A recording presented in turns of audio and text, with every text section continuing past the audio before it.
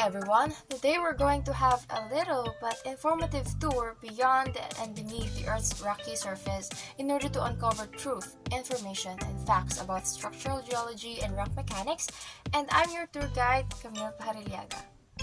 So, before we hop onto our digging, let me first give you a brief background on what we are going to witness on our trip. First, we will introduce structural geology, then dig deeper to talk about attitude of beds, outcrop, geological maps, study of structures and faults, fronts, and joints. Then, we'll enter the cave of rock mechanics and talk about its physical and mechanical properties, types of wave theories, grouting, and the factors that influence wave velocity. Overwhelming? Well, don't worry because I assure you that we are going to have an exciting tour. So, our first stop is the introduction to structural geology. So, from the word structural geology, narinig niyo na ba siya before? Actually, at first, parang bago yung idea niya sa akin, like, never ko pa siya na-encounter dati. But, actually, later, we will realize na meron din pala siyang connection sa mga topics na alam na natin. So, based on the information that we've gathered, structural geology is all about the structures of rocks in a three-dimensional distribution. It tackles the arrangements and forms of rocks with respect to their deformational histories or yung pagbabago sa shape nila throughout the years. It answers how and why they happen and further solve how those information can be utilized to solve future similar occurrences. So, as you can see, I have rocks here. We can never squeeze a rock, right? Because we're not strong enough. But, kaya ba ng Earth? Well, of course, the Earth can. That's why there are mountains and other rock formations sa paligid natin. So, to our viewers there, naranasan nyo na bang dumaan sa mga mountains na kita yung portion ng rocks or yun dun sa mga rocky mountains and be like, wow, amazing! Paano kaya yun na-perform? So, ano kaya napapansin nyo dun sa structures nila? If your answers is merong mga shapes na parang waves or structures, then I applaud your great observation. As you can see, like similar to this ruler, dahil nga sa squeeze ng earth sa mga rocks, nagbe-bend sila, nagpo-form ng parang waves na shapes, which are called the folds. But sometimes, when the pressure is too much or may other variables, possible na mag-break yung rock. Alright, so what happened to this ruler is just a representation. The breaking is not limited this way. Actually, one of the most common effect of the breaking of rocks is the fault, and we already know the different ways kung paano ito na-perform based on the previous reports, maybe through tension, shear, or compression forces. Basically, structural geologists pay attention to those kind of things, the orientation of those fractures or the layers that have been folded, in order to come up with observations that are relevant to the deformation that happened to those rocks. So, the study of structural geology can be divided into three parts, which are strongly integrated and interlinked. Alright, so first, the concept of stress, strain, and rheology of the lithosphere. In simple terms, stress is the cause of deformation while strain is the manifestation of that stress. Basically, kapag nag-apply ng force and nag-cause ito ng deformation, for example, the force is the stress and the strain is the change na nangyari sa rock. Rheology naman yung tawag sa pagsusukat ng deformation na nangyari. Masusukat din ito yung stress by dividing the force sa area kung saan ito in-apply. These concepts are very important kasi magkakaroon ng observed patterns yung mga geologists about sa movement ng forces na na-apply doon sa rocks. So next naman is the description of structures from the grain scale over the outcrop scale to the mountain and tectonic scale. Ang dami scale. So dito naman, sinasabi lang na 14 orders of magnitude lamang yung limit na pwedeng mabalikan ng structural geology sa pag-aaral ng rocks kung saan yung lower limit doon is the outcrop scale. Ibig sabihin, structural geologists cannot really identify the other changes na nangyari sa rocks kapag umabot na sa 15th order and onwards. Connected siya sa first part dahil sa 14 orders na yun, yung stress and strain pa rin yung main na hinahanap ng geologist natin. So the last branch naman is the interpretation of geological maps and identifying the structures on them such as folds and faults. So using geological maps, madaling ma-identify ng structural geologists yung location ng folds and faults na hinahanap nila sa mga rocky mountains. Those maps tell details and explains the complexity ng rocks and typically can only be read by geologists. Right, so now that we have the knowledge on its background and branches, let's ask the bigger question. Bakit nga ba pinag-aaralan pa yung deformation na yan? Like, ano ba yung goal ng structural geology? Sabi natin kanina, its main purpose is to understand the history of rock deformation. But why? Para saan pa? Alright, so what's interesting about structural geology is that nagbibigay sila ng information not only about the rocks, but also in finding things like oil and natural gases. Yung folds and faults pala na hinahanap and pinag-aaralan ng professionals can form traps kung saan pwede mag-accumulate yung mga ganitong resources. To put it briefly, they identify resources, quantify them, and choose efficient and safe ways to extract them. And ma-accomplish lamang ito if alam nila na hindi folded or walang fault yung now-folded rocks na yun in the previous centuries. Kung alam lang nila na mayroong nagbago dun sa rocks na nakita nila. So, additionally, by revealing the angles and resources of stress sa mga deformations, possible na malaman ng structural geologists yung intensity ng pressure na nag-act dito. Structural geology could tell different conclusions and ways to assess this kind of information.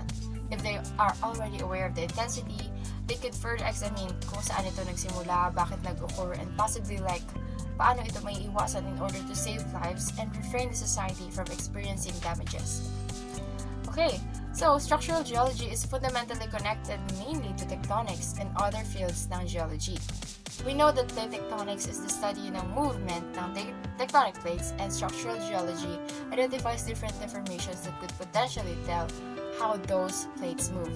Additionally, other fields like exploration geology can make site visits to determine resources na pwedeng magamit economically, and geotechnics can examine the observations na nakakalap ng structural geologists for a more detailed and complex calculations. Also, aerial photograph interpreters provide help with different analyzations of aerial photography for a bigger picture of the rock formations. Yun din yung ginagamit sa maps. So in short, structural geology can be connected in different fields as well. They all work together towards the same goal of understanding the Earth and finding ways to save lives and minimize future damages. However, the most important question is that, ano nga ba yung connection nito sa profession natin as civil engineers? So, since structural geologists examine hazards and find ways to mitigate them in the future, structural geology is extremely crucial sa civil engineering. It could tell kung aling places ang potentially subjected sa tectonic forces na unsafe pagtayuan ng engineers ng infrastructures. So, alright, marami ba kayong natutunan sa ating first stop? Please comment down below. Again, I'm Camille Pajarillaga, and now we're moving forward to our next station.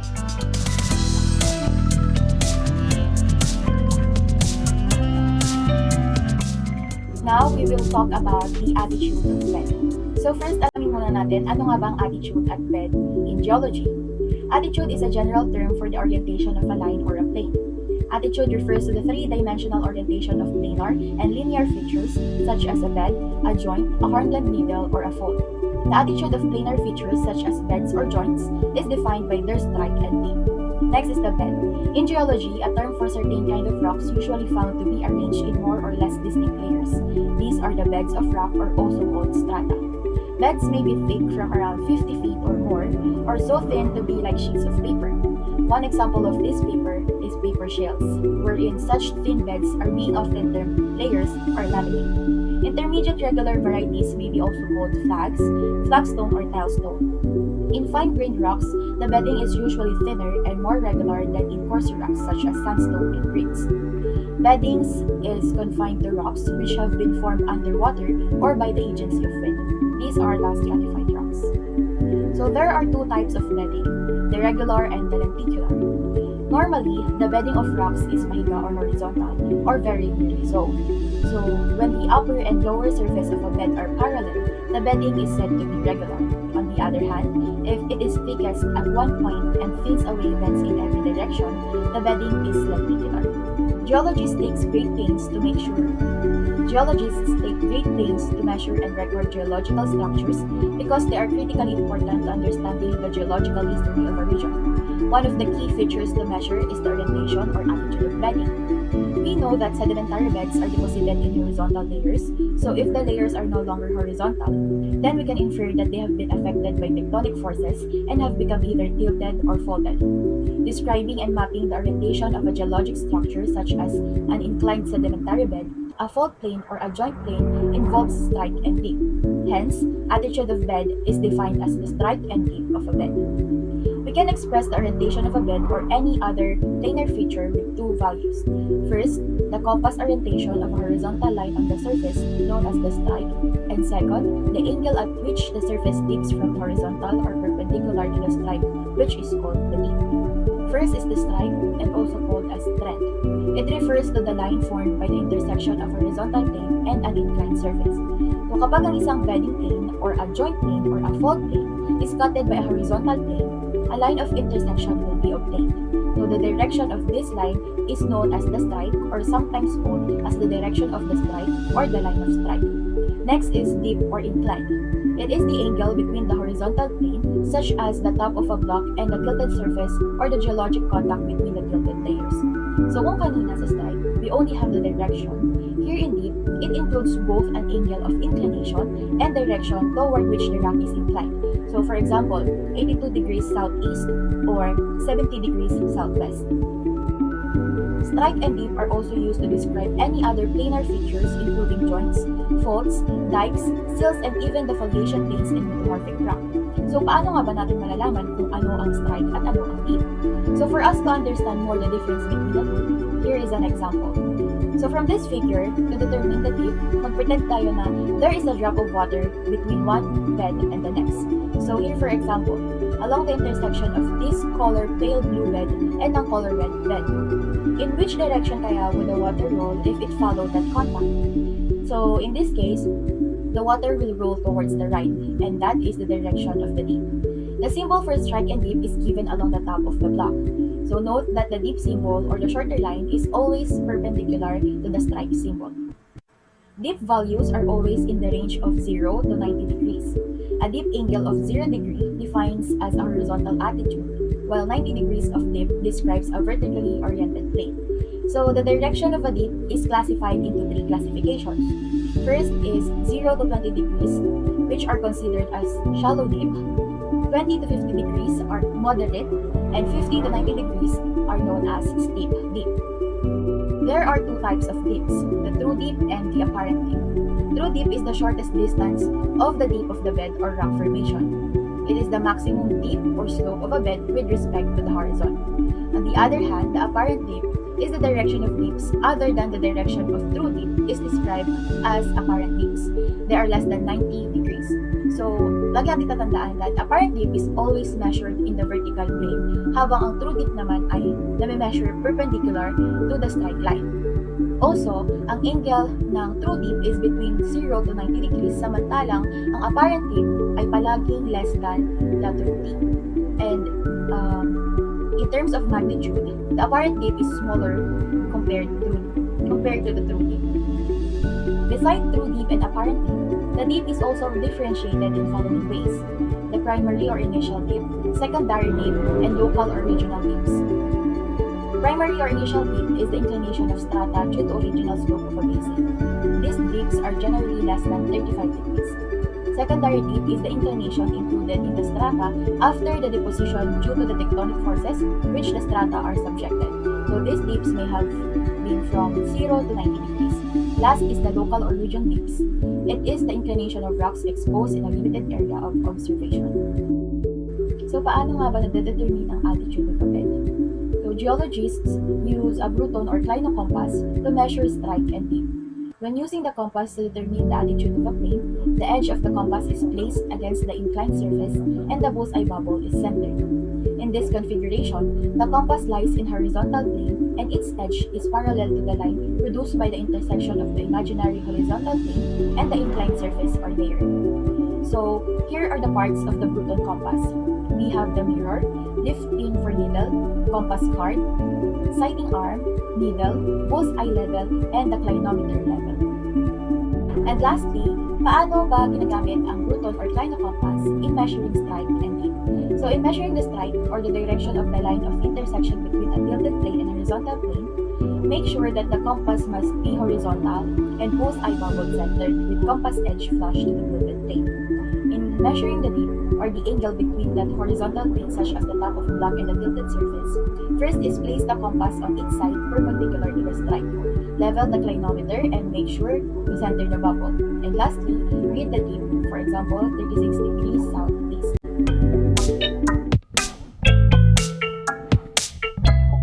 Good day everyone, my name is Lorraine Joy B and now, pag-uusapan natin kung ano nga ba yung outcrops and kung ano yung kaugnayan nito sa geology.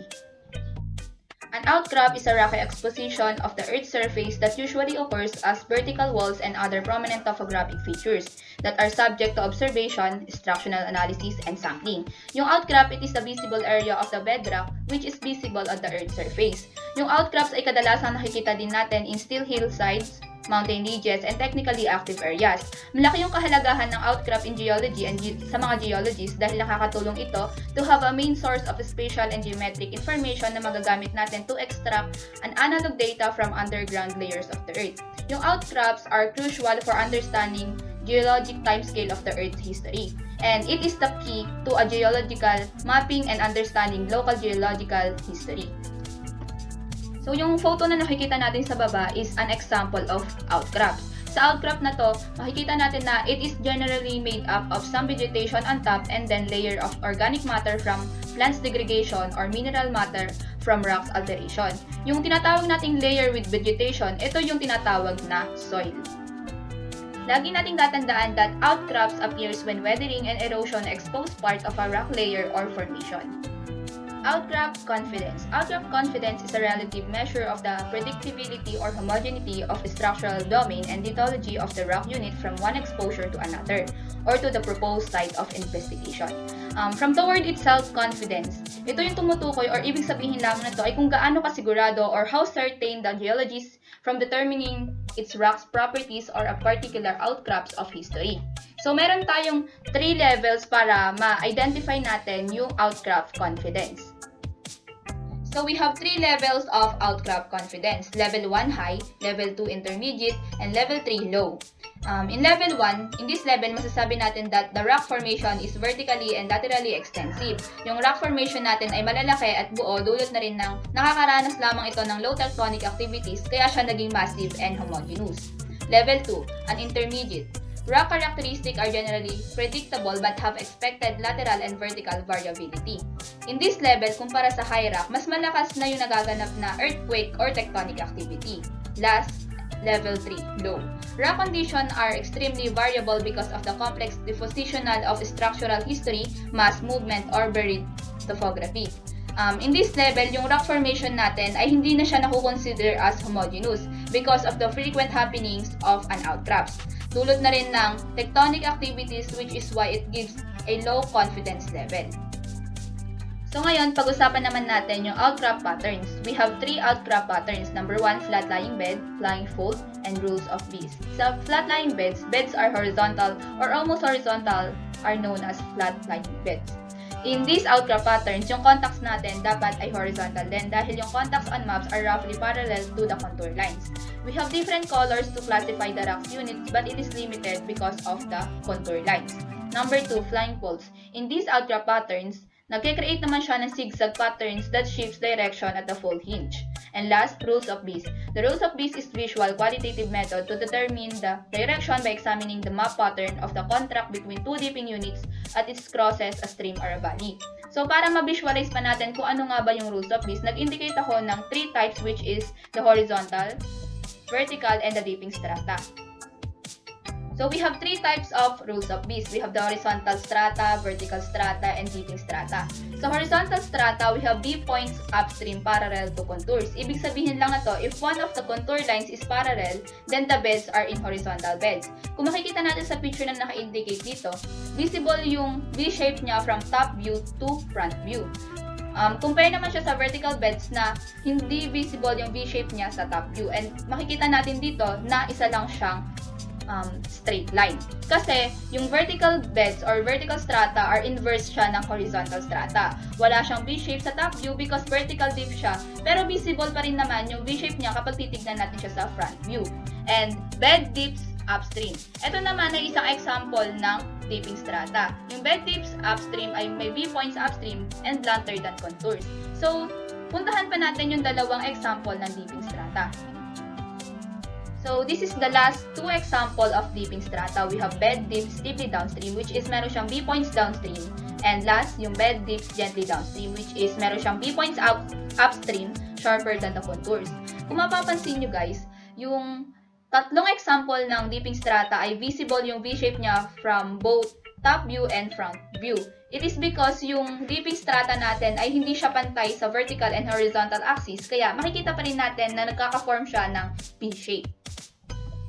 So we have two kinds of outcrops. Number 1, outcrops caused by human activities, and number 2, natural outcrops. Yung natural outcrops are commonly found in steep hillside mountain ridges and tops, riverbanks, and technically active areas. Sabi ko nga sa inyo kanina that outcrops appears when weathering and erosions are exposed to a rock layer or formation. Hindi katulad ng pangalawang kind ng outcrop, which is outcrop caused by human activities. Yung outcrops na ito naman ay nabubuo dulot na rin ng mga gawain natin, tulad na lamang ng paggawa ng mga makabagong daan malapit sa bundok. Ang great example na lang nito ay yung kung makikita natin na kapag nagpupunta kayo sa mga gabaldon, kung makikita natin o kung papansinin nyo, makikita nyo doon yung mga example ng outcrops na nabuo dahil na rin sa mga construction of new roads.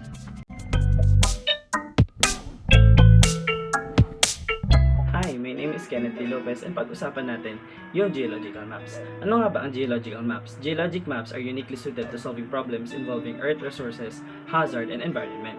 According dito, sinasolve niya yung mga problem na involve ang earth resources. Kasi kumukuha tayo ng mga resources dito sa earth surfaces, and yung mga hazards like landslides, earthquake, dito rin natin siya makikita sa geological maps kung ano yung mga potentially hazard na mga lugar. And environment, which is dito nga natin mapipick point yung alin yung mga places na prone to earthquake and landslides. Geologic maps represent the distribution of different types of rock, superficial deposits, as well as locations of geologic structures such as faults and folds. Ano nga ba ang definition at purpose talaga ng geologic maps? Ang geologic maps ay nagpo-provide ng visual representation of the geology of the region, including rock types, faults, and other geological features. Ang purpose naman ng geologic maps is to help geologists to understand the geological history and structure of a given area, which can be used in a variety of purposes such as mineral exploration, natural resource management, and hazard assessment. Ano nga ba ang kailangan nating i-expect or ano yung makikita natin sa geological maps? It is the map symbols and convention. Geological maps use a variety of symbols and conventions to represent different geological features. These symbols can include colors, patterns, and line types, which represent different rock types, faults, and other features. Kapag ginamit ba natin ang isang type ng, halimbawa, isang kulay lang, no lines, no shapes, is that a map? Parang pwede natin siyang sabihin map, pero mahirap na siyang intindihin. So they use geological map symbols para mas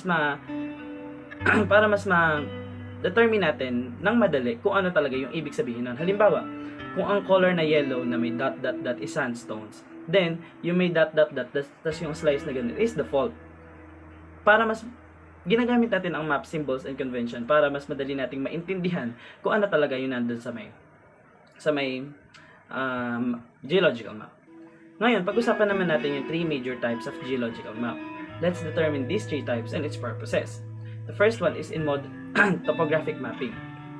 In modern mapping, a topographic map or topographic sheet is a type of map characterized by large scales, detailed and quantitative representation of relief features, usually using contour lines, but historically using a variety of methods. This type of map illustrates the shape of the land surface. Pinapakita rin dito yung locations at form ng hills, valleys, streams, and iba pang features as well as many man-made landmarks. Pinapakita din dito ang shape and elevation of the surface features sa paggamit ng contour lines. Excuse me. Ang contour lines naman, hindi ito ginagamit sa mukha. These are imaginary lines na nagko-connect ng points of equal elevation sa surface ng mundo. Nagpo-provide din sila ng 3-dimensional or 2-dimensional sa papel. Ngayon, kung mapapansin nyo, may mga lines dyan and may mga characteristics tayong mapapansin. Una, makikita natin na they are closely packed together sa steep bluffs or cliffs. Sa mga flat regions, malawak ito kung titignan dahil ang steep slopes elevation ay nag-i-increase with greater frequency per unit ng horizontal map distance at yun ang dahilan kung bakit nag-a-appear sila sa map na closely packed. Next, mapapansin natin na di sila nagtatama, naglalampasan, or branch. Nagtatouch lang yung mga contour lines only on very steep slopes and common ito dahil sa thickness na pagkakaprint sa kanila using the regular printer. Pero vertical slopes would only truly coincide. Next, mapapansin natin sa pangatlo, nagpo-form ng V ang contour lines to point up the upstreams or the upgradients sa mga stream, village, or drainage rivulets. Sa mga closely spaced streams, valleys naman, maaaring makakita tayo ng series na pa-W. W. Next, ang contour line ng isang map, ang contour line interval nila ay constant sa lahat ng uri ng map. Next, ang wide rivers and streams ay dinidefine as a parallel lines approximating their mean width. And last but not the least, nakikita rin sa mga topographical maps ang mga man-made structures gaya ng mga buildings, roads, at mga bridges. Now, let's talk about cross-sectional map. A cross-sectional map in geology is a diagram representing the geologic features intersecting a vertical plane and is used to illustrate the area's structure and stratigraphy that would otherwise be hidden underground. Now, this type of map naman is to illustrate the side view of the map. Kasi naman, other feature of the map will be hidden, kagaya nga na nabanggit ko, kung hindi natin ipapakita yung elevation and stratigraphy of an area. Now, ano nga ba ang stratigraphy? Stratigraphy is a branch of geology concerned with the study of rock layers or strata and layering or stratification. It is primarily used in the study of sedimentary and layered volcanic rocks. Ngayon, sabi dito, pinapakita niya raw yung vertical or yung side view. Makikita natin yung gilid. Halimbawa, eto yan. Eto. Halimbawa, eto yung top view. Eto naman yung side view. Dito natin makikita yung mga layers ng rocks, katulad nga na nabanggit ko, dahil doon sa mga stratigraphy na gumagamit sila, nag-study na sila ng layers ng rock or what they call strata and layering or stratification. Ngayon, sa vertical daw, makikita natin yung mga layers ng rocks dito na ipapakita rin sa geological maps or sa cross-sectional geologic maps. Now, kung wala daw na cross-section geologic maps, yung ibang parts ng map will be hidden kasi hindi na siya nakikita kung top view lang titingnan natin. Next, structural maps. Structural mapping is the identification and characterization of structural expressions. Structures include faults, etc. Ano nga ba ang mga ito? Unahin natin ang faults. In structural geology, ang fault is a stock of original planar surfaces such as sedimentary strata that are bent or curved during permanent deformation. Faults in rock vary in size from microscopic wrinkles to mountain-sized faults. Ayan, pwede nating mag-take ng isang papel, then makikita natin na nakaganyan yung rock. That's what you call faults. Naging permanent na daw to, naging permanent na yung pagde-deform na ito during siguro sa haba na rin ng oras dahil sa pagkakabit nila. Next, faults. Faults are breaks in the crust along which movement has occurred. These are three main sources of movement we observe in faults. Napag-aralan natin ito sa group 1. Ano nga ba ang three types of fault? The first one is normal fault, reverse fault, and strike slip fault. Ano nga ba ang normal? Ang normal is pag ganon. Ang reverse naman is pag ganon. And yung strike slip naman is nagkikis-kisa na ganon. Dito ay naalam na natin yung lagay ng lupa which can be found or determined using the structured geologic maps.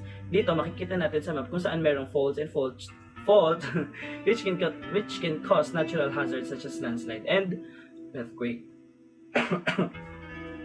These three major types of geologic maps is used to identify and provide an accurate information sa surface ng Earth.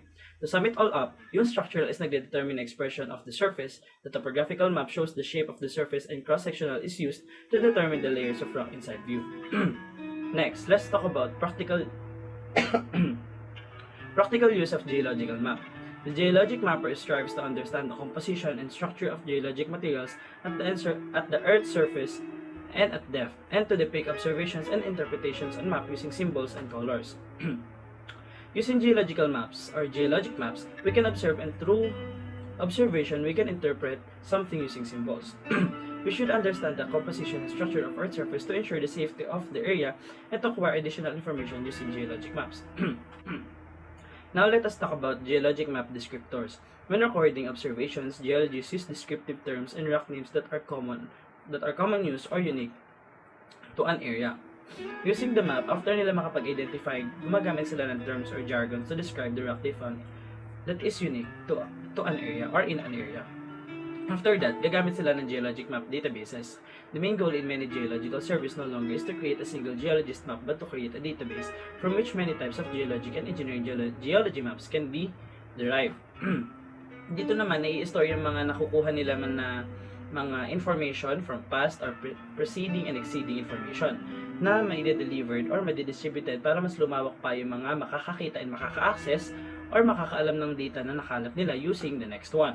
Delivery of geologic maps and databases. In addition to the conventional venues for obtaining maps such as bookstores and sales office, GIS and the internet have made it possible to reach and educate new potential users of geologic maps. Dito na nga pumapasok yung sa pagbenta sa mga bookstores and other conventional venues for educational purposes such as National Bookstore, Pandayan, and minsan sa mga schools nagda-direct publishing directly to the schools. Usually nasa mga private schools sila yun. Next one is cartography and geologic maps.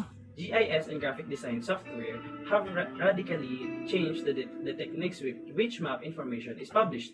According nga, dito nga sa nabasa natin, mas nagiging accurate and mas nagiging madali na lang siya kuhaan ng information because of the software na nagagawa or nabibuild ngayon sa century natin ngayon. Especially na nagkakaroon na tayo ng mga new innovations para mas mapadali yung buhay natin. And hindi na natin kailangan bumalik sa traditional way na mas madiwara, mas maarte. Dito, mas mapapadali na yung pagkuha natin and yung pag-publish ng information or ng map from the geologic map databases and sa mga descriptors. Now, let us talk about how to read geological maps. Bakit nga ba kailangan natin makapagbasa or matutong magbasa ng geological maps? Geologic mapping is vitally important to education, science, business, and a wide variety of public policy concerns. For example, geologic maps helps us assess the likelihood, prepare for, and minimize damage from natural hazards. Learn more about geologic maps and other relations to natural hazards here by clicking on the number on the map. So, halimbawa, dito sa map na yan, may nakalagay dyan is PT, PP, PMF, PGE. Meron niyang mga ibig sabihin. Now, bakit nga ba natin kailangan niyang ba aralin or kailangan nating matutong magbasa ng geological maps? Sabi nga dyan, nagsho-show daw siya or nagpapakita siya ng different rock types and other earth materials with a specific color and symbol. Paano nga ba natin makikita yon? Next slide is makakakita tayo dito ng yung katulad nga na sinabi ko kanina, yung yellow na may dot, pwede siya maging sandstone. Then yung parang bricks is limestone. Then yung brown na parang feces is shale. Then yung, I don't know if that's brown, pero parang medyo green. Then yung brown talaga na legit is yung siltstone. Yung mga grayish na medyo malalaki and medyo round is conglomerate. Then yung mga may mga sharp edges na gray is breccia. Yung white naman na may mga dots is rock salt. Then yung rock salt. Then yung yellow na parang mga bricks is dolomite. Yung orange na may dot naman is arkose. Yung blue na kala mo may sea waves is schist. Then almost the same pero merong iba na pinagkaiba yung symbols nila, like yung thickness, yung space, yung interval. Pag mas malaki, ito na yung folded schist. Makikita natin yan dito sa picture na naka-present. Next, the purple one na wave that is gneiss. Yung purple naman na pa-diagonal na naka-wave din is foliated metamorphic rock. Then the other rest you can read it, pero we should focus this on the three symbols at the end: the fault, contact zone, and unconformity. Dito naman napapakita nga natin katulad ng fault and faults kaya kanina yung mga, yung mga potentially hazard na makikita natin sa maps. Contacts bin 2 maps showing where the different units of the types of rocks bordering the other rock types. Katulad nga din dito, masabi nga din sa pangatlo, faults are the locations of a transfer plate. Dito nga daw makikita natin kung saan meron siya potentially na magkaroon ng earthquake or ano yung mga potentially na magiging delikado pag nagkaroon ng earthquake kasi malapit sila sa fault line. Using geologic maps, makikita natin yun. Next, how to make a geological maps framework. Dito makikita natin yung symbols of stations or station number, types of rock symbol using the pinakita natin kanina, plotting symbol of strike dip, and plotting symbol of structure element. Ngayon, kung gagamit tayo ng symbol, ipapakita rin natin kung ano yung ginamit natin na symbol na yun. Katulad na pinakita natin kanina. Now, let us talk about on how to make a geological map. When making a geological map, meron tayong mga things to consider. Number 1, determining the spread of the unit and formation. Hindi pwede na isang tingin mo lang drawing ka na agad without in-depth analysis. Number 2, restrict the lithology in accordance with the lithological task on the strike and dip map. Number 3, draw the location of geological structures in accordance with the boundary of the strike and dip map. Number 4, give lithology color in accordance with the standard color and provide explanation. Number 5, make a cross-section from its map. Ngayon, kung na-i-drawing na natin siya, gagamitan na natin siya ng mga symbols. Then, after natin siya gamitan ng symbols, maglalagay tayo ng parang color-coded or halimbawa, yung ginamit natin sa sandstones, katulad ganina, ang ginamit doon is yellow na may dots. After mong gamitin yan sa may maps mo, maglagay ka ng parang parang symbols or parang box na sa baba na nag-i-indicate kung ano yun. To easily understand what is in the map talaga.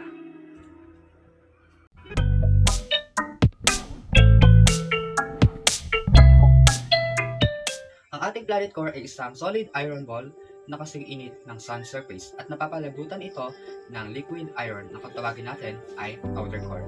At ang combination nilang dalawa, which is inner core and outer core, ay tinatawag nating Earth Geodynamo. Ano nga ba ang Earth Geodynamo? Earth Geodynamo, ito ang nagge-generate na magnetic field.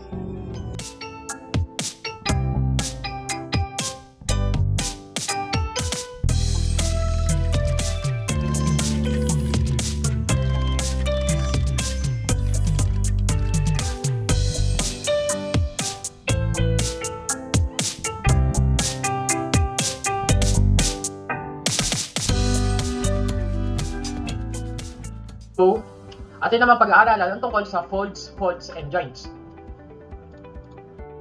Ano nga ba ang fault? Ang fault ay fractures in bedrock along which movement is occurred at nakakategorize ito into 3.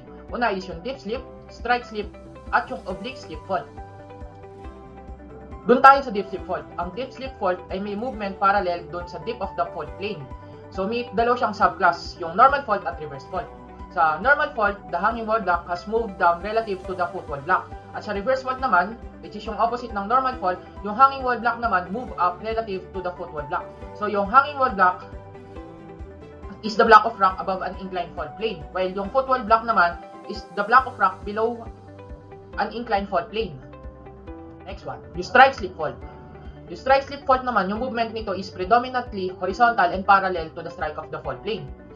So let's say na may naka-experience ito at nasa side siya ng right lateral strike slip, ang ma-observe niya is yung offset to the right. So, kung nasa right ka, mapapansin mo na papunta sa kaliwa yung other side ng strike slip fault. While naman kung nasa left lateral strike slip side ka naman, yung mapapansin mo sa kabila is papuntang kanan naman yung other side. So, oblique slip fault. Yung oblique slip fault, yung movement nito is both vertical and horizontal components. So, parang mixture siya ng dip slip fault at strike slip fault. So, how to recognize faults in the field? Una is yung discontinuity of structures, repetition or omission of strata, silicification and mineralization, feature characteristics of the fault plane, sudden changes in sedimentary phases, and physiographic evidence. Significance of faults on landscape or outcrop formation. Una is yung destruction of earth surface through earthquake. Second is lower the stability of land. Third, may play role in origin of earthquake and volcanism. Fourth, may result thermal spring in particular area due to friction. Fifth is play role in soil formation through silicification and weathering. Next one naman, faults. Ang faults daw ay wave-like bends in layered rock. They represent rock slate in ductile manner, usually under compression. So yung fall daw is like a wave-like bend. So pa-wave siya. Siguro na ma-imagine nyo kung nasa dagat kayo. Yung wave na nakikreate sa dagat. Ganun po. So the axial plane divides a fold into two leaves. The axial surface trail of an axial plane is called the axis of the fold. So parts of the folds. Hinge or axis is the maximum curvature in a folded bed. So makikita nyo sa figure, nasa tuktok siya nung curvature. Axial plane, it is a surface connecting all the axes. It may be vertical, inclined, and horizontal. Third one is yung limb. It is on the other side of the fold. So makikita nyo din sa figure, yung limb is between two folds in a folded bed. Yung crest naman is yung highest part of the folded bed, and yung throw is the lowest part of the folded bed. So, the same with axial plane, yung crest plane, it is the line that connects all crests. And the same with also with throw plane, it is the line that connects all throws. So, folds have three types. Una is yung syncline, anticline, and monocline. So, sa syncline, for simple explanation, is a fold that bends downward. So, when the rocks bend downward in a circular structure, yung mabubuong structure doon is called a basin. Sa anticline naman, it arches upward. So, if the movement of a rock arches upward in a circular structure, yung mabubuo naman doon is dome. So, last one is yung monocline. It is a simple bend in rock layer so that they are no longer horizontal. So, simple explanation, pag nag-bend yung rock din hindi na sila magka-level. Kahit mag-bend siya upward or mag-arches upward or bend downward. So, other types of folds. Yung plunging folds are folds in which hinge line is horizontal. Where surface have been leveled by erosion, plunging folds form V or horseshoe-shaped patterns or exposed rock layer beds. Recumbent folds are overturned to the point of being horizontal.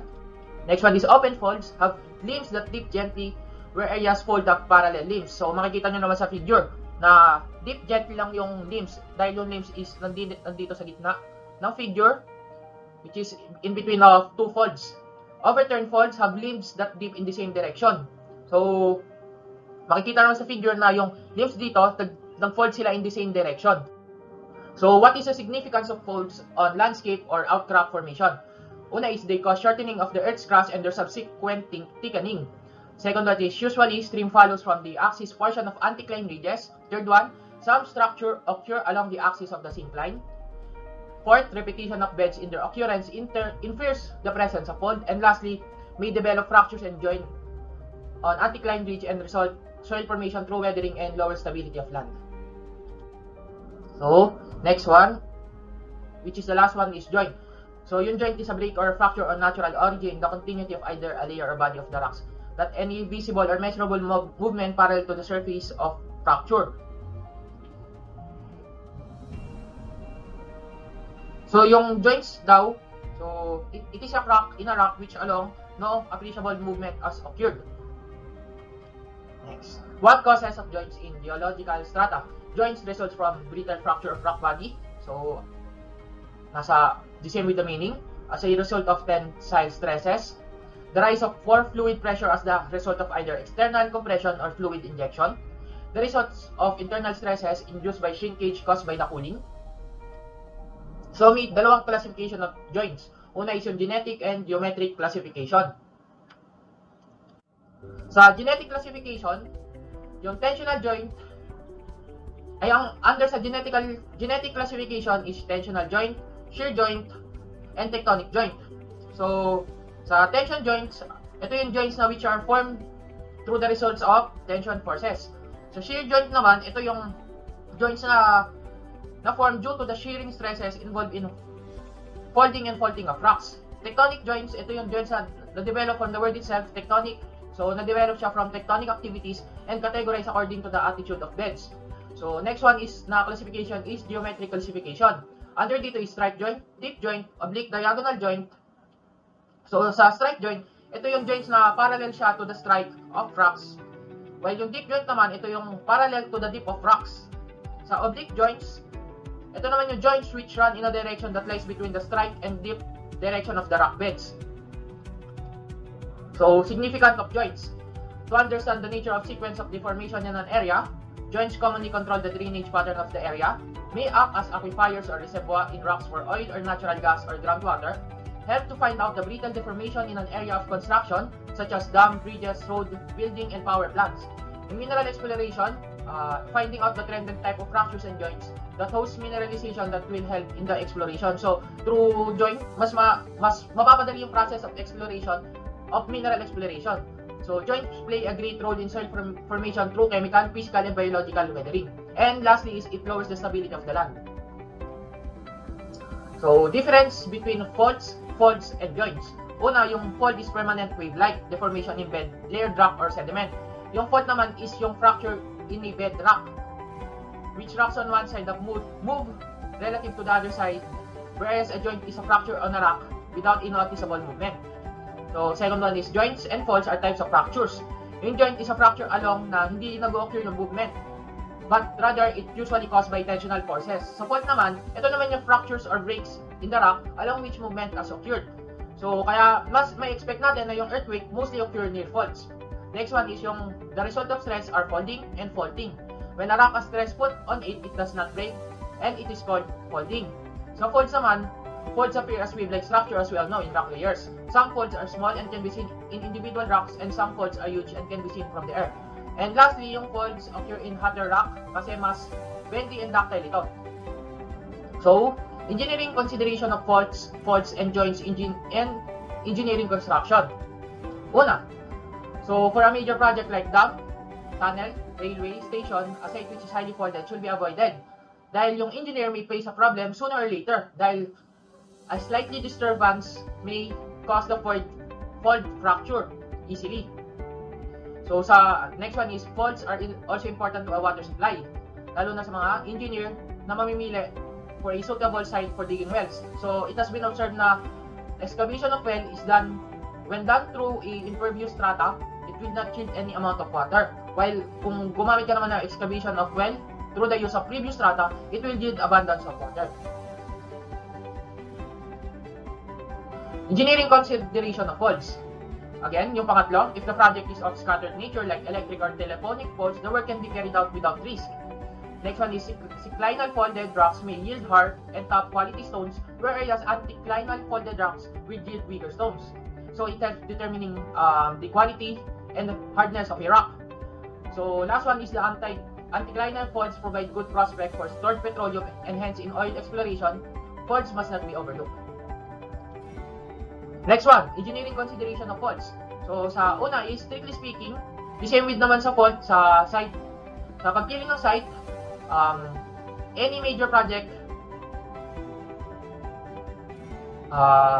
strictly speaking on the site should be selected on a fault for any major project because movement along the existing fault plane is much easier than any other planes.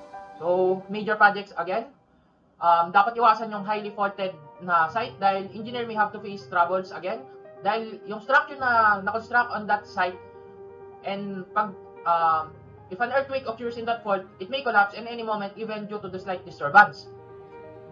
Third one, safety factor building modification should bear the initial shocks of an earthquake of low intensity. So, dapat yung when a project or building a certain project, it should bear the initial shocks of an earthquake of low intensity. Next one is the project is of scattered nature like electric or telegraphic poles, the work can be carried out without much of a risk. Fifth one, faults are responsible for lakes, swamps, and marshy places. 7, 6, fault traces open by potential spring heads. And lastly, fault zones open for oil traps. Last one, engineering consideration of joints. In quarry operation, joints in rock are helpful for easier detachment of rocks. Well-cleaved rocks with many system of joints are broken at much less expenses. Joints provide passage for the percolation of water and help weathering and formation of soil. Joints control the natural ground and water drainage system in rocks and underground. Joints are useful in exploration of water and in location of websites. Ako si Jerald Bartolome at ang aking re-report ay tungkol sa rock mechanics. Ano nga ba ang rock mechanics? Rock mechanics is a study of the mechanical behavior of subsurface sedimentary strata and rocks that are formed. So ang rock mechanics ay isang branch ng mechanics na nagfo-focus sa response ng rocks at rock masses sa mga force fields na nakapaligid sa kanya. Next, ito naman ang mga branches of rock mechanics. Una dito ay ang structural rock mechanics. Structural rock mechanics is concerned with the stability of engineering structures in which the material is predominantly rock. Pangalawa naman dito ay comminution. Comminution is concerned with the reduction of rock to small fragments by the application of external forces as in drilling, blasting, cutting, and grinding.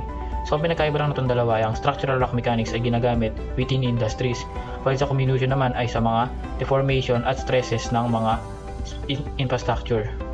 So ito naman ang history ng rock mechanics. So in short, si Riza ay isang German tunnel expert na unang naging concern sa horizontal component ng mga forces na nangyayari sa mga tunnels. Few years later naman, si Heim nagsuggest na ang horizontal force component must be the same order of magnitude as the vertical component.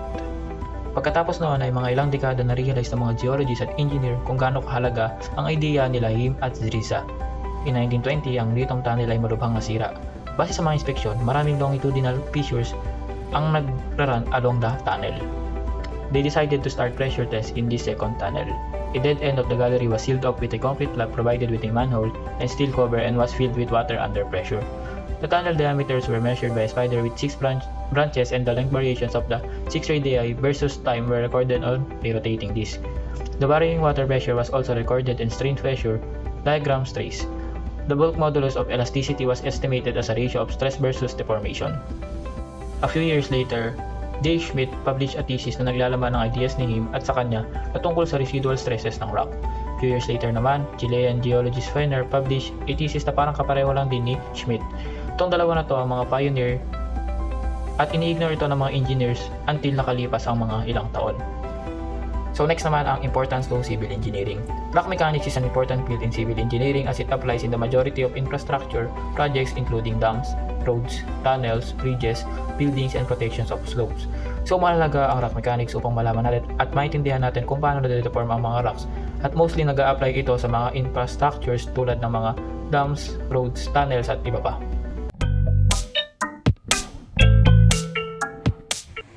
Good morning everyone, I am Dan Christina L. Garcia and today I will be discussing the physical and mechanical properties of rocks.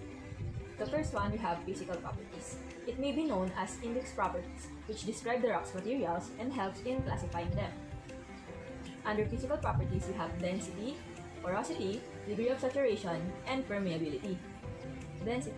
The density of an object in a given volume is a measure of how compact or heavy it is. The density of rock materials varies and is often related to rock's porosity. Most of the major rock-forming minerals in the Earth's crust like quartz, feldspar, and calcite have very similar density, which is around 2.6 to 3 grams per cubic centimeters. To calculate the density of an object, we have to use the formula density is equal to mass over volume. Porosity. The porosity of a material tells how densely it is packed.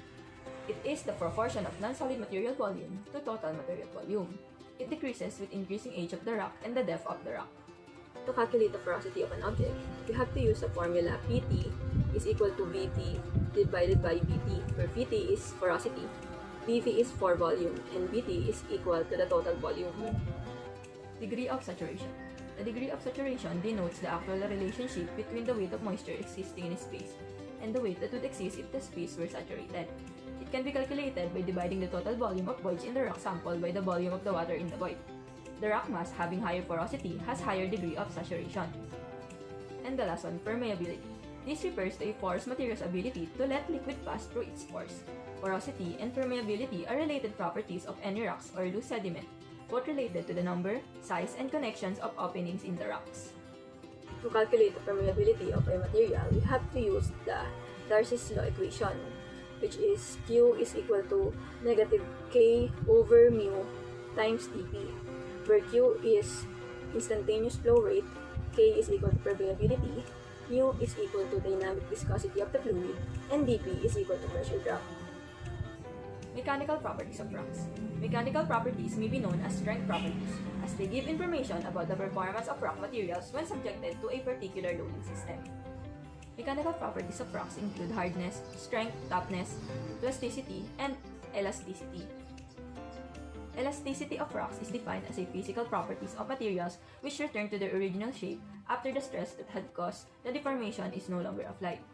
Under elasticity, there are stress, strain, Young modulus, shear modulus, and bulk modulus. Stress. Stress is the force acting on a rock per unit area. It has the same unit as pressure but also has direction. There are three types of stress: compression, tension, and shear. Strain. When the applied stress is greater than the internal strength of rock, strain results in the form of deformation of the rock caused by the stress. Young modulus. It is a property of the material that tells us how easily it can stretch and deform, and is defined as the ratio of tensile stress to tensile strain, where stress is the amount of force applied per unit area, and strain is the extension per unit length. Shear modulus. The shear modulus is the Earth's material response to the shear deformation. It is defined as the ratio of shear stress and shear strain. This valuable property tells us in advance how resistant a material is to shearing deformation. Bulk modulus. Bulk modulus is the ratio of the confining pressure to the fractional reduction of volume in response to the applied hydrostatic pressure. The volume strain is the change in volume of the sample divided by the original volume. Bulk modulus is also termed the modulus of incompressibility. Now, let us discuss the types of wave theory. First, let us define what is wave. Wave is a propagation of disturbance from place to place in a regular and organized way. Most familiar are surface waves that travels on water, sound, light, and motion of subatomic particles all exhibit wave-like properties. Therefore, let us talk about the background of the wave theory. Around 1700, Newton concluded that the light was a group of particles which is called the corpuscular theory. Around the same time, there were other scholars who thought that the light might instead be a wave that is also known as wave theory. The wave theory of light was a way scientists understood the light. The wave theory of light said that the light is a particle by Isaac Newton, light is a wave by Grimaldi and Huygens, light is unequivocally a wave by Fresnel and Young, and light is an electromagnetic wave by Maxwell. Light is a particle. Isaac Newton thought that the light was a particle because the periphery of shadows it created was extremely sharp and clear. Light is a wave. The wave theory proposed around the same time as Newton's theory. Francesco Maria Grimaldi discovered the phenomena of light diffraction and pointed out as it resembles the behavior of waves. In 1678, Jerson and Huygens established the wave theory of light and announced the Huygens principle.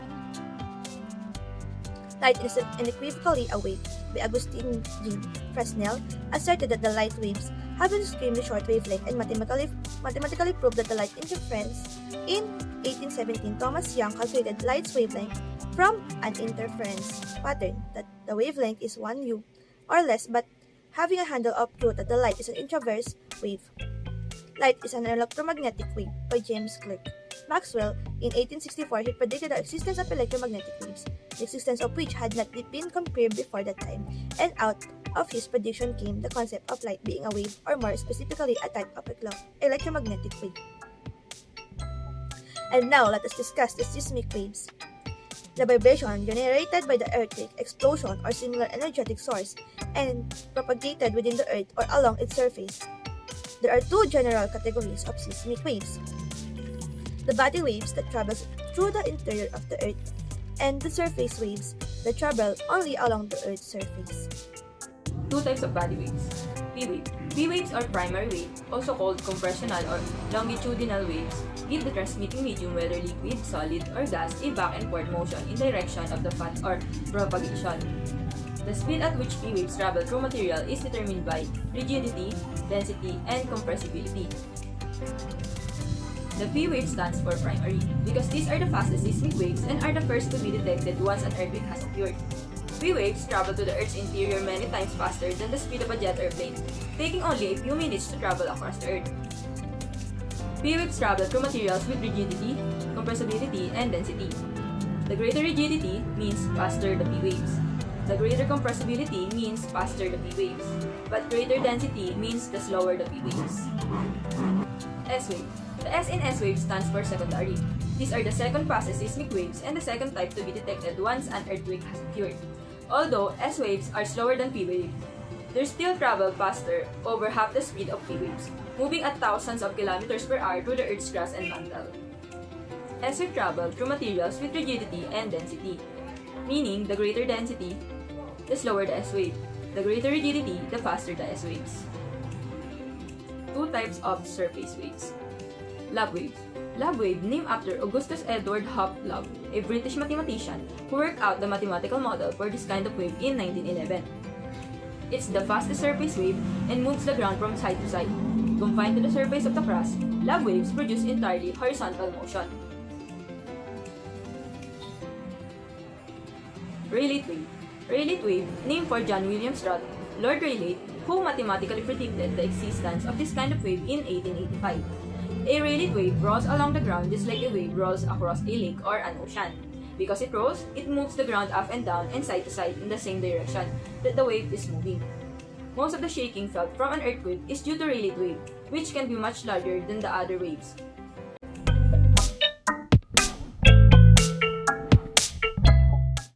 I'm Vanessa Rivera, and the next topic is all about the factors influencing wave velocity.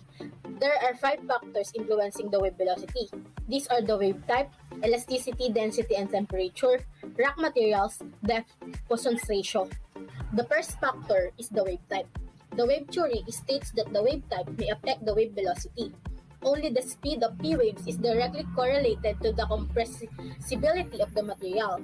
Body waves such as compressional waves, P waves, and shear waves, S waves, flow quickly through more rigid materials and slowly through denser ones. The next one is the elasticity, density, and temperature.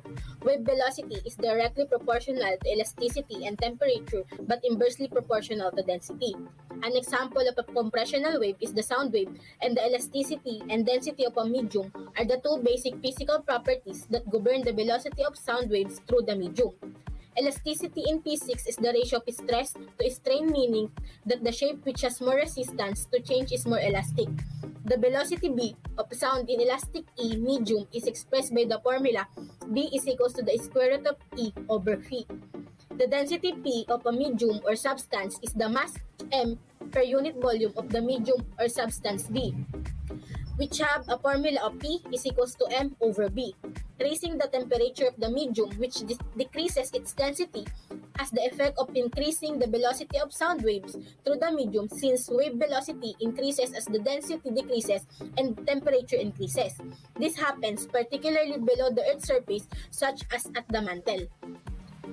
The third one is the rock material. Study shows that the types of rock are also factors that may affect wave velocities. According to Condi, 2016, there are an average compressional wave velocity at 600 megapascal and 300 degrees Celsius in a variety of crustal rocks. Velocities under 6 km per second are limited to serpentinite, metagraywalk, andesite, and basalt. Many rocks of diverse origin have velocities between 6 and 6.5 kilometers per second, including slates, granites, altered basalts, and felsic granulites, with exceptions of marble and anorthosite, which are minor components in the crust based on exposed blocks of lower crust, and xenoliths. Most rocks with velocities of 6.5 to 7 kilometers per second are mafic in composition and include amphibolites and mafic granulites without garnet.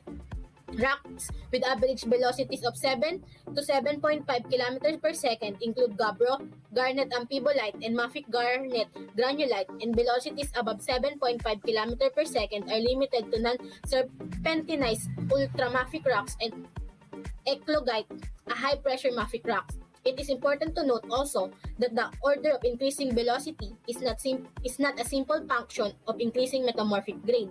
For instance, low, medium, and high-grade metamorphic rocks all fall in the range of 6 to 7.5 km per second. The fourth one is the depth. Seismic wave velocities increase with depth in the continental crust from 6 to 6.2 km per second at depths of less than 10 km to 6.6 km per second at 25 km depth. Lower crustal velocity range from 6.8 to 7.2 km per second, and in some cases show a bimodal distribution. In some continental crusts, there is evidence of a small discontinuity at mid-crustal depths, referred to as the Conrad discontinuity, in which wave velocity increases in intervals. The fifth and the last factors influencing the wave velocity is the Poisson's ratio. Because seismic wave velocities are related to rock density and density is related to rock composition, the measurement of these velocities provides an important limitation on the composition of both the oceanic and continental crust. Poisson's ratio, which is the ratio of P to S wave velocity, is better indicator of crustal composition than either P or S wave data alone. Poisson's ratio rises with density as rock composition shifts from felsic. Example given is the feldspar and quartz to mafic, which is have an example given which is the basalt and gabbro, as well with the temperature. Since S wave velocity falls faster than P wave velocity as temperature rises. This shift is linked to systemic changes in quartz and feldspar materials. The ratio rises as feldspar content rises and falls as quartz content decreases. Here are the brief comparison of felsic rock and mafic rocks. The felsic rocks is lighter in color, less dense, made up of silicon, aluminum, sodium, and potassium. Examples are quartz, muscovite, feldspar, orthoclase, and granite. And the mafic rocks are darker in color, more dense, made up of iron, magnesium, and calcium. Examples are gabbro, olivine, pyroxene, amphibole, and basalt.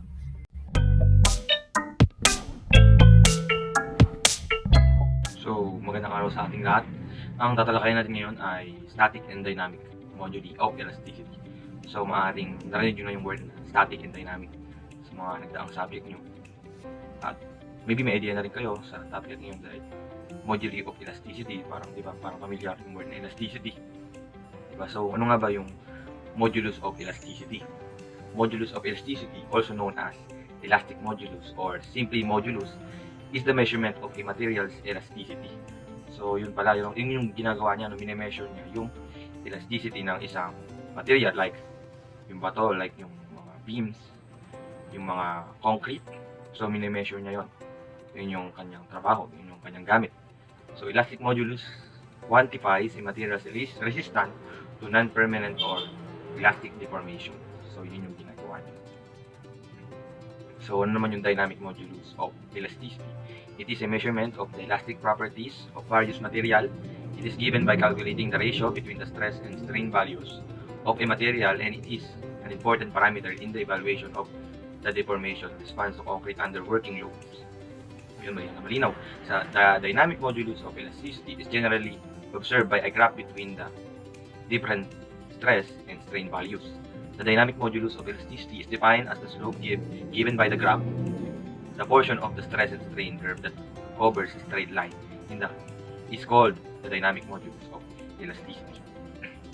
So yun daw yun, yung straight line na ito, yung pula na yan daw yung modulus, dynamic modulus of elasticity, sabi dito. So ano naman static modulus of elasticity? Static moduli are often used in whereabouts stability and in situ stress application to evaluate the possibilities of breakouts, elevated force, pore pressure, and tectonic stress distribution.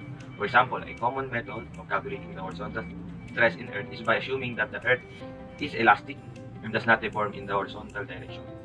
It refers to the static stiffness that relates deformation to applied stress in a quasi-static loading situation, that is the slope of stress-strain curve. So makikita natin sa figure na ito, yung red at blue at green na yan nag-breaking point yung ating mga material, like yung blue ay mga substandard concrete, yung red ay mga substandard concrete, yung blue naman ay mga normal concrete, yung mga standard at mga self-compacting concrete. So dito yung mga pula, makikita natin na nag-break agad sila, 20 GPa pa lang ay nag-break na, 20 to 40 GPa pa lang nag-break na sila agad. So substandard na. At yung mga blue naman ay nasa standard lang sila. So inabot ng 50 GPa bago sila mag-break. At ang pinaka naman ay self-compacting concretes na inabot ng 60 GPa. So matibay yung mga self-compacting concretes at normal concretes. So next. So yun may dalawang stress and strain. When the deforming force is applied to an object, the object deforms. In order to bring the object back to the original shape and size, there will be an opposing force generated inside the object. This restoring force will be equal to the magnitude and opposite in direction to the applied deforming force. The measure of this restoring force generated per unit of the material is called stress. It is usually represented by, hindi ko alam ang tawag yan, pero medyo mata. Strain is the amount of deformation experienced by the body in the direction of force applied divided by the initial dimension of the body. It is usually depicted by E. Ayan. For two different stress and strain points, the dynamic modulus of elasticity given by dynamic modulus of elasticity, yan yung ating formula. Dyan. So, different parts in a stress-strain curve. A material undergoing stress and strain also undergoes various changes. These changes can be easily depicted by understanding the stress-strain curve. So, ito, may mga parts pala siya na, may mga parts pala yung stress and strain. At yun yung proportional limit, strain hardening, ayan, ultimate strength at yield point at fracture point. So, sa una, yung material natin ay wala pang load. So, normally, wala pang stress na magaganap at strain. At unti-unti siyang nilalagyan ng load ay, yun na nga, umabot na siya sa proportional limit. At next yan ay yung yield point, kung saan nag-yield na yung ating material. At yung highest point ay yung ultimate strength. So, yun na yung pinaka-kaya niyang idali na load. At ang pinaka-last point ay yung fracture point. Or dito na siya nag-break. Nag-break yung ating material. So, ito yung ating parts ng different stress strain curve. Una ay elastic limit. In the graph up until this point, the material does not lose its elastic property. Thus, it also retains its original shape when the external force is removed.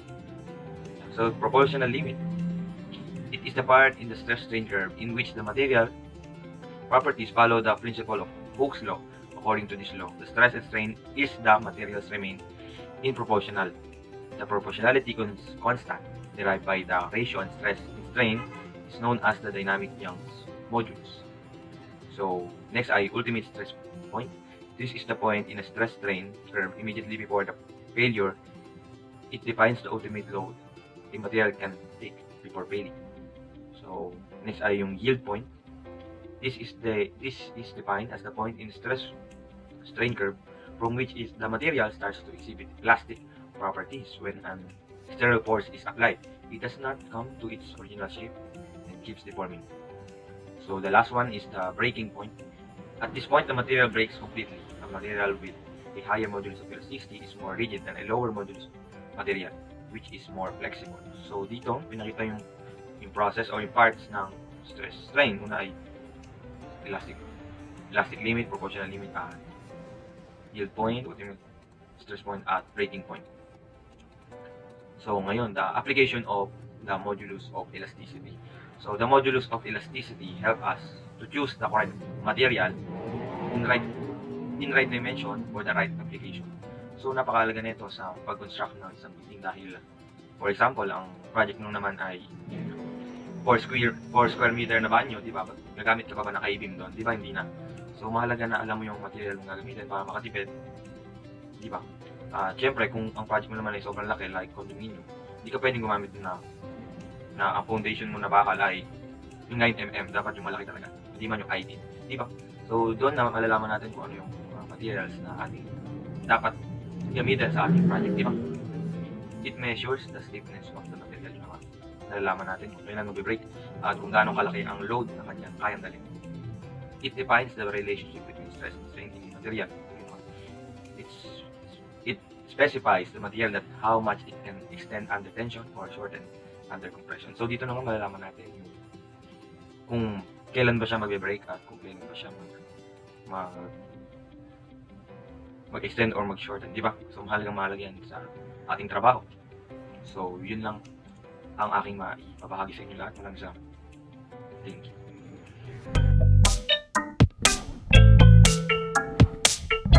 Hi, I'm Angelo, the reporter of Grouting. So first, let's define what is grouting. Grouting is a process used to increase the load-bearing capacity of structures made of concrete, masonry, soil, or rock by injecting a material called grout into cavities or cracks. The grout is typically a mixture of cement, sand, and water or chemicals which helps to fill gaps and solidify the structure. Grouting is used for a variety of purposes such as repairing concrete cracks, filling gaps in tiles, sealing joints, and gaps for waterproofing and soil stabilization. Additionally, it can be done to provide additional strength to the foundation of load-bearing structures.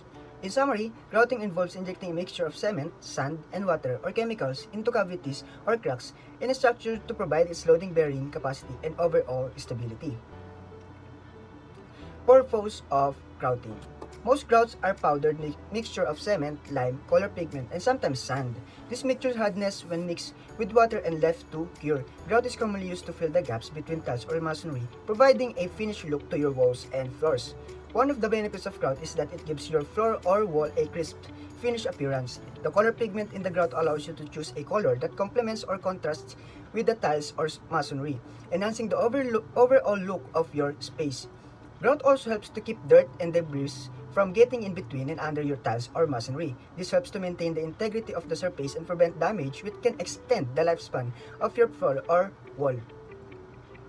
So, there are 6 types of grouting: the resin grouting, the bituminous grouting, the cement grouting, the chemical grouting, structural grouting, and bentonite grouting. So the first one is the resin grouting, which resin grouting refers to the process of injecting a resin-based material into gaps or voids to improve the strength and stability of a structure. Unlike traditional cement-based grout, resin grouting is typically waterproof and can resist water absorption and stains. The resin used in this process is typically a 2-part system that consists of a resin and hardener. When the 2 parts are mixed together, they create a chemical reaction that causes the material to harden and bond to the surrounding surfaces. The bituminous grouting. Specifically, hot bitumen grouting is a special type of grouting that uses melted bitumen as the grouting material. The process involves injecting hot bitumen into a medium that is saturated with water. Bituminous grouting is commonly used in civil engineering applications, such as for the construction of highways, bridges, and tunnels. It can also be used for the repair and reinforcement of existing structures. The cement grouting. The cement grouting is a process of injecting pumpable Portland cement-based grout into soil or rock formations to alter their physical characteristics. The grout used in this process is typically a mixture of Portland cement, sand, and water. The process of cement grouting involves drilling a hole into the soil or rock formation, inserting a pipe or tube into the hole, and injecting the grout under pressure through the pipe or tube.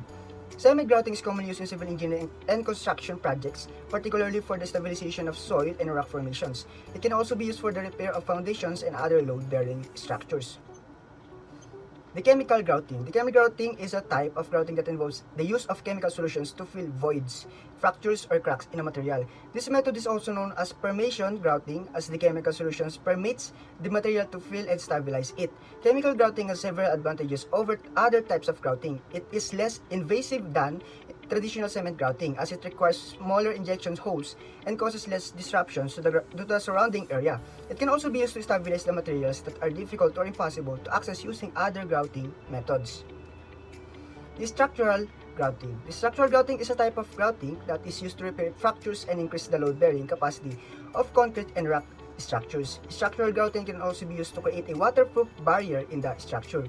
The grout material used in this process is designed to resist water infiltration, which can help to prevent further damage to the structure.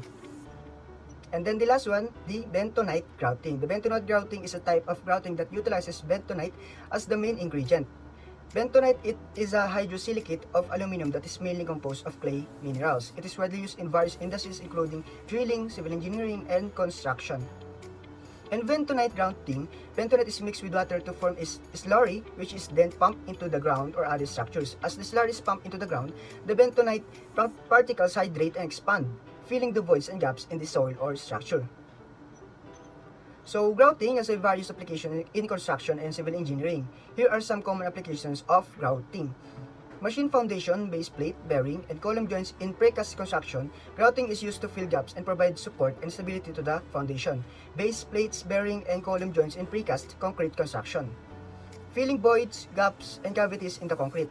Grouting is used to fill voids, gaps, and cavities in the concrete to improve its structural integrity and prevent water leakage.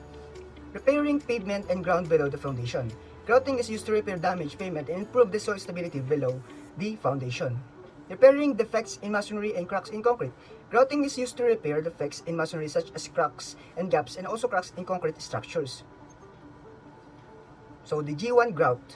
The G1 grout is a type of non-shrink cementitious grout used for various applications such as for steel structures, small pumps, ships, towers, and other non-vibrating machinery. The specific application of G1 grout at any location should be as per the relevant drawing or specifications. This type of grout is expected to have a compressive strength equal or greater than the foundation concrete, but not less than 30 newtons square millimeter in 7 days and 40 newtons square millimeter in 28 days. Additionally, it should be freely flowing to ensure it can penetrate into all gaps and voids, which will prevent the development of any air pockets. The G2 grout. The G2 grout is a type of cementitious grout that is typically used for heavy equipment subjected to vibration. Prefabricated concrete structures, compressors, and column-bearing plates for massive structures. The minimum comprehensive strength requirement for this type of grout is 50 newtons square millimeter in 7 days and 60 newtons square millimeter in 28 days, making it stronger than G1 grout. The grout's flexible strength should be exceed 9 newtons square millimeter in 20 days. This ensures that the grout can withstand vibration and other dynamic load that heavy equipment may produce. The specific application of G2 grout should be as per the relevant drawing of specification. So the grouting process includes mixing of grout and tools, surface preparation, and then the application of process. So the first one, the grouting process, typically involves mixing grout powder with water to form a paste-like mixture. The mixing is usually done in a drum or other container using mechanical tools such as an electric drill with low speed to avoid introducing air bubbles. The ratio of water to grout powder can be adjusted to achieve the desired consistency and flow properties for the grout. It is essential to ensure that the mixing is true and uniform to avoid any lumps or packets of dry powder in the mixture. The surface preparation. So the surface preparation is an essential step in the grouting process as it helps to ensure that the grout will bond properly with the substrate and achieve the desired strength and durability. The surface should be thoroughly cleaned and free from dust, dirt, grease, oil, and any loose or flaking material. Any existing coats or sealants should be also removed to allow the grout to penetrate and bond with the substrate. High pressure water jetting, sandblasting, or other abrasive methods can be used to clean the surface, depending on the type and condition of the substrate. After cleaning, the surface should be pre-soaked with water to achieve a saturated surface dry condition, which helps prevent the grout from drying out too quickly and promotes better adhesion to the substrate. Surface preparation is critical to the success of grouting process and should be performed carefully and thoroughly to ensure a long-lasting and effective bond. And then lastly, the application process of grouting, which involves pouring the mixed grout into the surface that needs to be grouted immediately. It is important to ensure that there are no air pockets or trapped air, as it can prevent full contact grouting. To avoid air pockets, the grout needs to be poured slowly and carefully, and any excess air needs to be released. Before pouring the grout, it is recommended to wet the porous surface to maintain a saturated surface dry condition. This is especially important when grouting base plates. During the grouting process, a continuous and sufficient pressure head should be maintained to keep the grouting flowing. This will ensure that the grout fills all the voids and gaps in the surface being grouted. It is also important to use the grout as quickly as possible, ideally within 15 minutes to take advantage of its expansion properties. Once the grout has been applied, it should be left to cure for the recommendation time before the surface can be used again. Thank you so much for staying until the very end. We hope you enjoyed learning and had fun in being a part of our little but informative tour about structural geology and rock mechanics. Again, we are the Group 4 from Bachelor of Science in Civil Engineering 2D of Nueva Ecija University of Science and Technology, and this is Geology for Civil Engineers. Thank you so much once again, and we hope you have a great day.